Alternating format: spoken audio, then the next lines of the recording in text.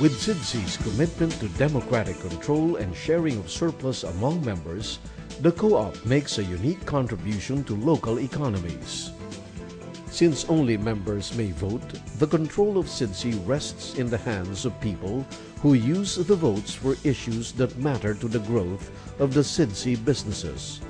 The co-op also helps the money work in the local economy because the surplus earned goes mainly to members living in the community rather than to distant investors. Sa mga manggagawa natin sa ating kooperatiba, tayo ay nag-hire ng mga managers at mga tauhan. At kung ang co-op ay nangangailangan ng mga tauhan na may mga special skills o kakayanan, nag-hire naman tayo ng mga full-time or part-time staff. Meron din tayong board of directors na gumagawa ng mga polisiya upang maipatupad ng management. Tungkol naman sa bottom line natin at ang mga proteksyon tungkol sa pinansyal para sa kinabukasan, gumagawa tayo ng mahusay na mga tala at mga transaksyon na maaaring tingnan ng ating mga kasapi anumang oras sa ating tanggapan. Taon-taon, ang lahat ng ating mga kasapi ay ating tinatawag upang iulat sa kanila ang mga naging kaganapan sa nakaraang operasyon ng ating kooperatiba. Maaari rin nilang makita lahat kung ano ang nangyari sa ating operasyon at sa pangkalahatang pinansyal na posisyon ng co-op. How operations are financed determine how the co-op is incorporated. For example, with expanding the co-op as a long-term objective, this expansion required the purchase of land, buildings, or machinery. So it was prudent to incorporate with share capital. Finance operations are run through borrowing and charging membership fees. Members are encouraged to pay on time so that everyone gets a fair share of the returns. A professional auditing firm also helps to check and balance the co-op's financial needs, fluidity, and capacities. Meron din kaming business plan upang makamtan ng SIDSI ang mga layunin.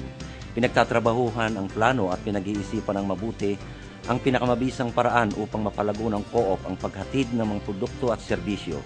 Nagbibigay ako ng suwestyon sa mga pagpupulong upang makabuo ng business plan dahil importante sa akin na malaman ko kung saan napupunta ang puhunan ng kooperatiba. Kailangan ng business plan lalo na't sa pag-utang upang mapagkatiwalaan tayo ng mga kreditor, investor at mga opisyalis ng gobyerno. Ang SIDSI ay nakakalakad ng mag-isa.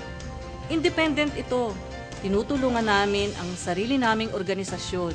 Kung may ibang mga kausap, lalo na't sa ibang organisasyon o sa paglago ng kapital mula sa labas ng SIDSI, nagagawa ito sa demokratikong pamamaraan upang manatiling independent ang SIDSI.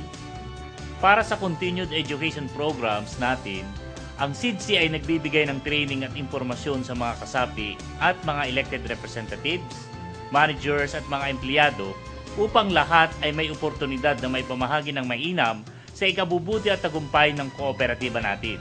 Regular din tayong nag-ahatid ng mga impormasyon sa publiko, lalo na't sa mga kabataan and opinion leaders tungkol sa kooperatiba. Pati na rin ang mga benepisyong maidudulot ng lahat sa ating pagsasama-sama. Nag-uugnay tayo sa mga lokal, nasyonal, regional at international na mga grupo at organisasyon upang lalong maging epektibo ang ating serbisyo sa mga kasapi at mapalakas ang ating samahan, lalo na rin sa mga komunidad kung saan tayo ay umiikot.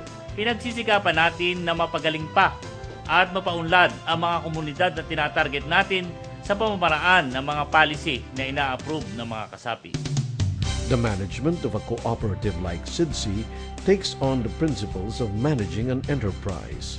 Its many key components make SIDSI an admirable and professional entity in the development of local communities.